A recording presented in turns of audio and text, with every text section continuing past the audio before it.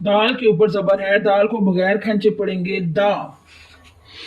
اور یہ مد، یہ بڑی والی مد ہے، یہ مد متصل کی علامت ہے، حمزہ بھی اسی کلمے میں ہے، اس کو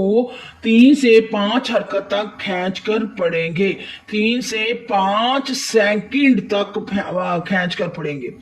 شہداء کے اوپر زبر ہے، بغیر کھینچے پڑھیں گے، کاف کے اوپر پیش ہے، بغیر کھینچے پڑھیں گے، حمزہ کے اوپر زبر ہے، آ بغیر کھینچے پڑھیں گے، کاف کے اوپر پیش ہے، کو بغیر کھینچے پڑھیں گے، حمزہ کو جیسے حروف توجہ کے اندر پڑھا جاتا ہے ویسے ہی پڑھیں گے۔ اور یہ جو کاف ہے یہ بریک ہے، اس کو دوسرے کاف کے ساتھ، نقطوں والے کاف کے ساتھ نہیں ملانا، نقطوں والے کاف کو قا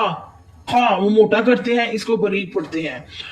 آگے دیکھیں کہ میم ساکن آ رہا ہے، میم ساکن کے بعد میم مشدد آیا، میم ساکن کے بعد میم مشدد آیا، میم ساکن کے بعد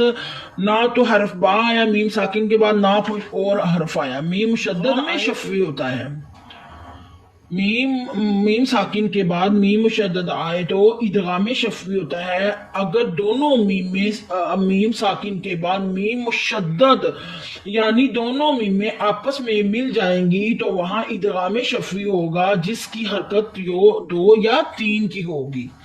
اس کو 2 یا 3 حرکت کے برابر کھینچ کر پڑھیں گے۔